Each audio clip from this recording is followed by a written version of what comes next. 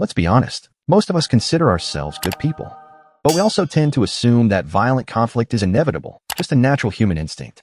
When you think of ancient humans, honestly, what's the picture? Some rugged caveman in animal skins, gripping a bloody club, growling over the defeated body of a rival? Philosophers like Thomas Hobbes called early human life nasty, brutish, and short. You're taught that to survive the Ice Age, to fight over every scrap of meat, ancient humans had to be cold-blooded. That violence is hardwired into our DNA. And, well, that's a complete lie. Nature didn't invent war. So if nature didn't program us for it, who taught ancient humans how to wage war? Don't worry, we evolved, and we created a weapon far more dangerous than any claw. Our imagination. 2 million years ago, our ancestors weren't these glorious warriors at the top of the food chain. They were naked, weak, with no fangs and no armor. They were just a midnight snack. Their core survival strategy was submission and running away at all costs. Imagine you wake up. It's pitch black. You have no walls, no doors, no locks. You don't even have shoes. And somewhere about 40 yards away, a creature with 6-inch claws is deciding whether you look like dinner. Welcome to a world where you're at the absolute bottom of the food chain, and your name is on the menu. Don't laugh, we were basically walking Happy Meals. Imagine a lion but bigger, and a hyena the size of a bear. There was a prehistoric hyena called Pachycracuta brevirostris. It was literally the size of a lion with jaws strong enough to snap a full-grown elephant's femur like a breadstick. And your cute little fluffball. There were multiple species of saber-toothed cats, the most famous being Smilodon, with fangs up to 11 inches long. So, what about you? Early Homo species were small, vulnerable, with brains still developing. No fire, no complex tools, no language, no coordinated hunting strategy. Biologically speaking, they were prey. And the predators they dealt with were nothing like the lions and leopards we see today. Damn it, we barely even have the time or energy to outrun predators. And so, they stuck together. Group living is one of the oldest survival strategies in the animal kingdom, and early humans leaned into it with everything they had. When you're in a group of 25, the odds of being the specific target plummet from 100% to just 4%.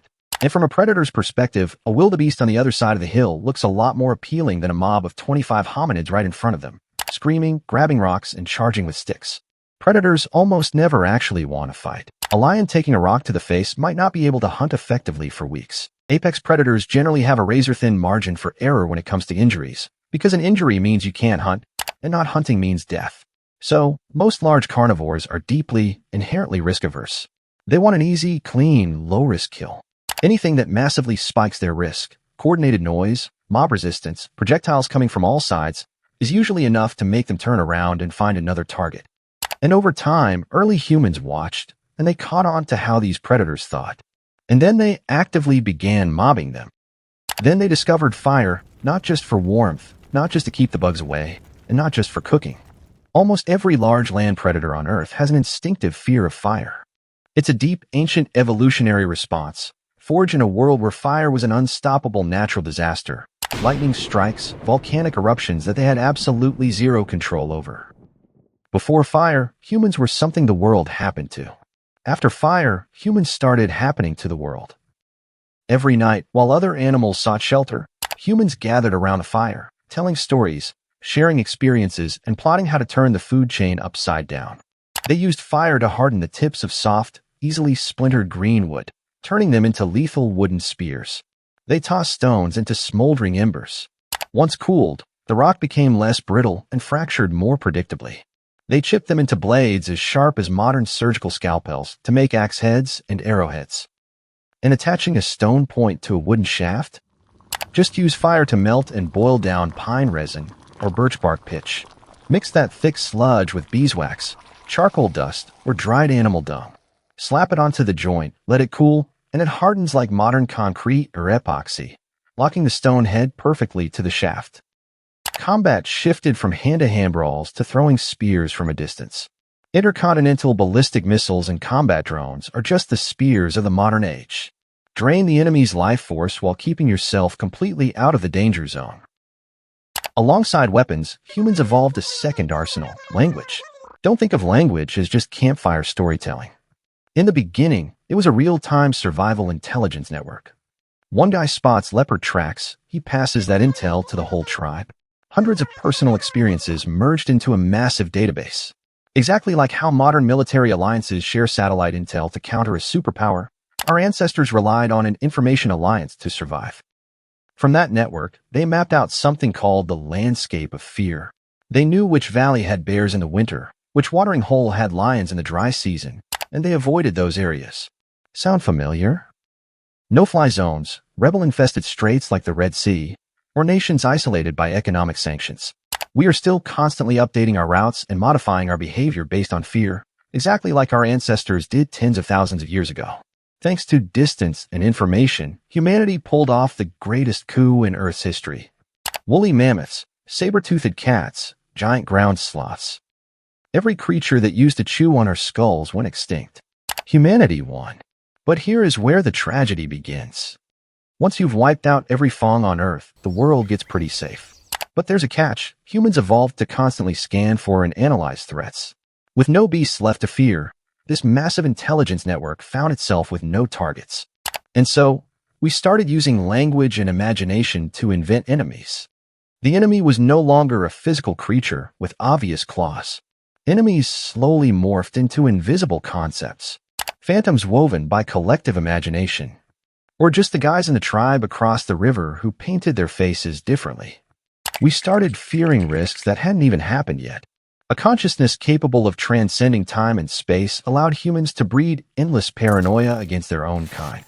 Yet, that paranoia still wasn't enough to trigger large-scale war. For most of history, if two nomadic groups had beef, they simply split up and walked in opposite directions. The world was big enough to avoid conflict.